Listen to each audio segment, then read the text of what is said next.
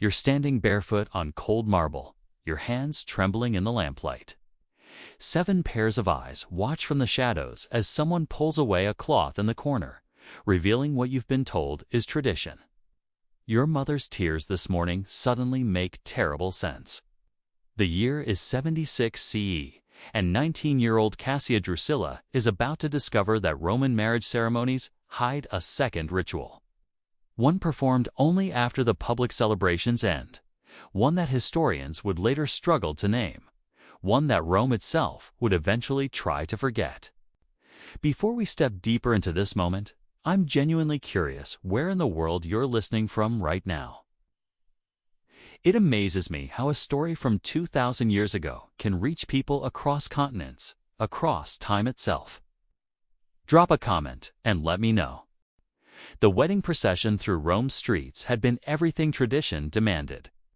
Cassia wore the flame-colored veil that marked her as a bride, her hair woven into 6 ritual braids bound with wool. The sacrifice at the temple showed favorable omens.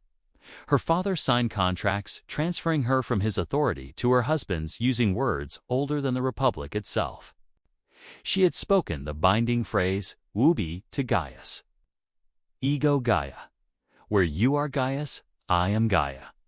The words meant she was no longer herself. She belonged now to Lucius Valerius Titus, a wine merchant twice her age whom she had met 4 times before this day. But that public ceremony was only the legal beginning. What waited in the house at the end of the torchlit procession? In the room where witnesses were already assembled, that was where the true transformation would occur. That was where Roman law would claim her body as property requiring verification.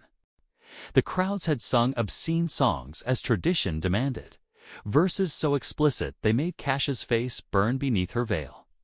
Young men shouted suggestions that her mother pretended not to hear. Later, someone told her the crude songs were meant to drive away evil spirits through the power of embarrassment and laughter. But Cassia noticed her mother wasn't laughing. Her mother had wept while arranging her hair that morning, and her final whispered words had sounded less like blessing than warning. Do not resist whatever they require. It only makes everything worse. They reached the house as darkness swallowed the last sunlight. 2 torches flanked the doorway, marking this as a place where a marriage would be consummated according to law. Someone threw walnuts that caught in her dress, a fertility blessing that felt like mockery. Her husband lifted her over the threshold because tradition said stumbling was unlucky, and because the gesture symbolized something older, something from when women were carried into houses whether they wished to enter or not. The door closed, muffling the singing outside. In the sudden quiet, Cassia finally saw what was waiting in the atrium. An elderly woman in formal robes stood nearest, the pronuba whose role was to oversee everything that would happen tonight. A priest held a bronze bowl of smoking herbs. 3 female slaves carried basins of water and folded cloth. An older man with a leather bag of medical instruments rested near the wall. And in the corner, draped in fabric that concealed its shape, stood a wooden structure nearly 4 feet tall. The pronuba took Cassia's hands in a grip that felt more like restraint than welcome, as though she expected the bride to bolt. "Welcome to your husband's home," she said. "The sacred rites must now be completed." Here is what almost no one tells you about Roman marriage. It was not primarily about love or partnership. It was a property transfer, documented and witnessed like the sale of land or livestock. Roman law classified marriage as conventio, in monome, literally coming into the hand, which meant a woman passed from her father's ownership to her husband's. Before the late Republic, this transfer was absolute. A husband held the same legal power over his wife that he held over his slaves, including, theoretically, the right of life and death. By the imperial period, the law had softened somewhat. Women of wealthy families could own property. Divorce was possible under certain circumstances. But the fundamental principle remained. Marriage transferred a woman from one man's authority to another's, and like all significant property transfers in Rome, it required verification. Consider how Romans handled the sale of valuable farmland. Witnesses observed the transaction. The property was inspected to confirm it matched descriptions. Boundaries were walked, soil was examined, and everyone involved understood exactly what was being exchanged. Documents were sealed with multiple signatures. The Romans applied this same logic to marriage, with one crucial addition. A bride's primary value lay in her capacity to produce legitimate heirs. Her body was the property being transferred. Her fertility was the resource being purchased. And Roman law required that both be verified before the transaction could be considered complete. This was not metaphor or interpretation. Roman legal texts state explicitly that a marriage was not valid until consummated. The consummation had to be confirmed by witnesses, because otherwise, how could anyone be certain it had occurred? The bride's virginity had to be verified, because otherwise, how could the husband be certain that any children were his? Each of these requirements generated corresponding rituals. Rituals that made perfect sense within Roman legal logic. Rituals that horrify modern sensibilities precisely because that logic is so alien to how we understand marriage today. The pronuba guided Cassia toward the draped figure in the corner. Cassia's heart hammered so hard she could hear nothing else. The pronuba's hand remained on her arm, firm and guiding, allowing no retreat. "You must greet Mutunus Tutunus," the pronuba said. "You must ask his blessing before your husband approaches. You must offer yourself as tradition requires."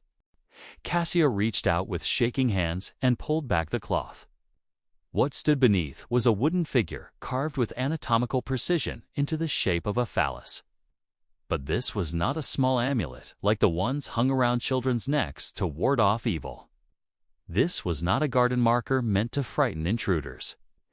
This figure was sized deliberately, proportioned carefully for a specific purpose that became horrifyingly clear as the pronuba began explaining what Cassia must do. The god Mutunus Tutunus was Rome's deity of fertility and sexual initiation. We know he existed because multiple ancient sources mention him, always briefly, always with visible discomfort. St. Augustine, writing in the 5th century as Christianity was conquering pagan Rome, described the practice with outrage. Roman brides, he wrote, were required to sit upon the wooden phallus of Mutunus Tutunus as a sacred duty before consummation with their husbands. The ritual was performed in the presence of witnesses. Augustine was a hostile source, writing to condemn paganism, but his description matches fragments from earlier texts. Lactantius, another church father, called it so shameful that even naming it pollutes the speaker. Arnobius provided more detail, describing brides made to straddle the god's emblem while their new husbands looked on. Varro, writing centuries earlier with no Christian agenda, mentioned Mutunus Tutunus as a deity to whom brides were presented, using language that implied physical contact without describing it. Modern historians who address this ritual at all tend to minimize it, suggesting the bride merely sat briefly on the statue's lap in a symbolic gesture. But the language of ancient sources doesn't support this comfortable interpretation. Augustine's word was inceder, which means to settle onto or mount. Arnobius used language implying penetration. Lactantius refused to describe details because they were too shameful, which seems an excessive reaction to someone briefly touching a statue. The stated purpose was to seek divine blessing for fertility. The practical purpose, which Romans may or may not have consciously acknowledged, was preparation. It was breaking down resistance before the real consummation occurred. It was demonstrating absolute submission before witnesses. It was conditioning a virgin bride to accept what would follow. Cassia stood before the figure as the pronuba positioned her body, guided her movements, instructed her in what was required. The witnesses watched, her husband watched. The physician waited to perform his examination afterward. And Cassia understood finally what her mother's tears had meant, what the obscene songs had been preparing her for, what being a Roman wife actually required. She could have refused, theoretically, but refusal meant disgrace for her family, nullification of the contracts. returned to her father's house as damaged goods no respectable man would marry. It meant everything she had been taught about duty and honor would be proven false, and she would be proven worthless. She did not refuse. After the ritual with the statue, slaves washed her in basins of scented water. This washing had religious significance, purifying her after the encounter with the god. But it was also practical preparation for what came next: the medical examination. The physician who had been standing silent throughout now approached. This examination was not optional. Before any wedding involving significant property, a respectable Roman bride underwent verification by a physician or midwife to confirm her virginal status. The examination was documented. The documentation became part of the legal record, establishing the bride's value. Roman medical texts describe the techniques used with clinical precision that leaves no ambiguity about what was involved. This pre-wedding examination established a baseline. The bride was confirmed as intact, as never having belonged to another man. Now, after the ritual with Mutunus Tutunus, the physician performed a second examination. This verified that the ritual had been properly completed, that her physical state was consistent with what the earlier examination had established, that she was prepared for consummation with her husband. All of this occurred in the presence of witnesses whose testimony might be required if any aspect of the marriage was ever legally challenged. What strikes modern readers about Roman descriptions is not just their invasiveness, but their casualness. The Romans did not view these rituals as traumatic or problematic. They were simply necessary procedures for accomplishing an important legal transaction. The bride's feelings about being examined, observed, and documented were no more relevant than the feelings of a farm being surveyed before sale. Property does not have feelings. Property is transferred according to proper procedures. After the examination, Cassia was led to the bedchamber that had been prepared for consummation. The room had been decorated according to tradition, with the marriage bed positioned for optimal visibility from the doorway, which would remain open throughout the night. Oil lamps provided sufficient light for the pronuba to observe from her position near the entrance. The slaves who would be needed afterward stood ready in the corridor. Lucius entered. He seemed nervous, which surprised Cassia. She had assumed he would be confident, commanding. Instead, he glanced toward the pronuba with something like embarrassment before approaching the bed. The pronuba spoke, her voice formal and ritualistic. "The bride is prepared. The gods have blessed the union. Let the marriage be consummated in accordance with the laws of Rome and the customs of our ancestors. Let witnesses verify the completion. Let no one question that this woman has become a wife." What followed took several hours. The pronuba observed throughout, occasionally providing instruction when necessary, ensuring the consummation was completed in ways that would satisfy legal requirements. The door remained open. Sounds carried into the corridor where slaves waited. Everything that happened in that bed was semi-public, part of a verification ritual designed to ensure that no aspect of the property transfer could later be disputed. At dawn, the physician returned for a final examination. This confirmed that consummation had occurred, that the bride was now physically changed in ways that marked her transition from virgin to wife. The examination was documented. The pronuba provided formal testimony regarding what she had witnessed. The legal transformation was complete. Cassia Drusilla was now a Roman wife. She would bear 3 children over the next 8 years. She would manage her husband's household competently, attend festivals, fulfill all duties expected of a matron of her status. And she would never speak about her wedding night, not even to her daughters when their marriages were arranged. Because what was there to say? It was tradition. It was how things had always been done. It was what being a Roman wife required. Her silence was not unusual. It was universal. Roman women did not write about their wedding nights.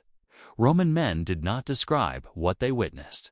The rituals were so embedded in Roman life that describing them seemed unnecessary, like describing how one breathes. Everyone knew. No one spoke of it. This is why reconstructing these practices requires piecing together fragments from hostile Christian sources.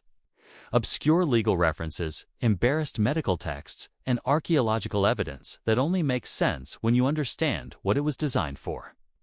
The silence was not conspiracy.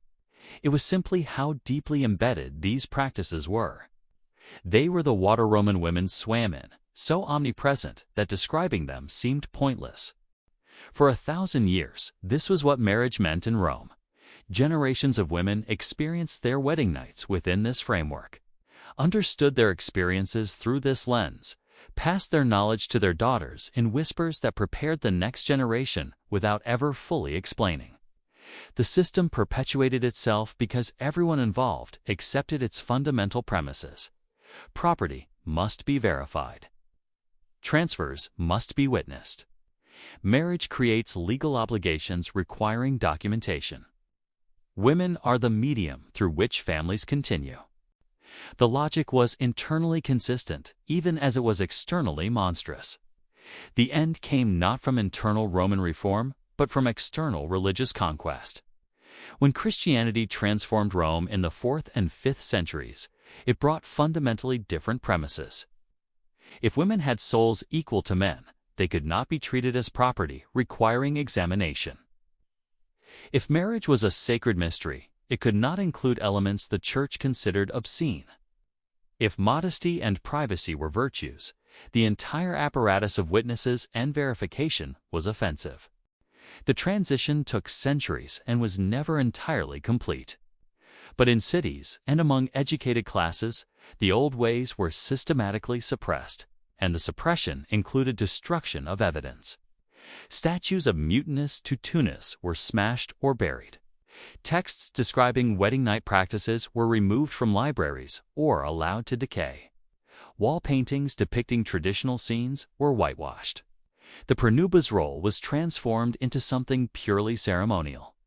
Within a few generations, detailed knowledge of what Roman weddings had actually involved was lost to everyone except scholars studying fragmentary surviving sources. The Christians who transformed Rome were not simply erasing embarrassing history.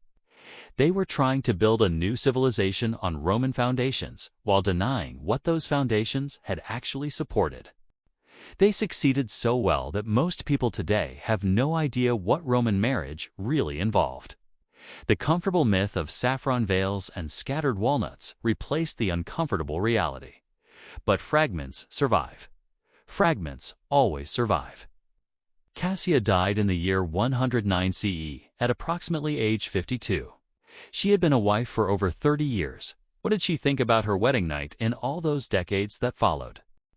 Did she remember it as trauma, as acceptance, as something between? Did she wish something different for her daughters? Or did she accept that this was simply how things were, how things had always been, how things would always be? We cannot know. She left no writings. No Roman woman of her class did. The silence that surrounds these practices is the silence of women whose experiences were not considered worth recording, whose feelings about their own bodies were not considered relevant to the histories and legal texts that men produced. We know what was done to them. We do not know what they thought about what was done. But we know enough to understand why this history was erased. It revealed something uncomfortable about the civilization we have inherited. Rome is supposed to be the foundation of Western law and culture. Acknowledging what Rome actually did to its women complicates that inheritance. It suggests that civilization and brutality can coexist, that legal sophistication can exist alongside systematic dehumanization, that the marble columns and brilliant literature and sophisticated jurisprudence all rested on foundations built from the silenced suffering of half the population. The wedding night rituals of Rome are gone. The wooden statues were destroyed. The witnesses died without recording what they saw. The legal documents crumbled into dust. But the women who experienced them were real. For Cassia Drusilla, for her mother, for her daughters. For all the generations of Roman women whose wedding nights were rituals of verification and control, they lived. They endured. They were silenced. And in that silence, if you listen carefully enough, you can still hear the echo of footsteps on marble, the whisper of cloth being pulled away, the sound of a young woman's breath catching as she finally understands what tradition requires.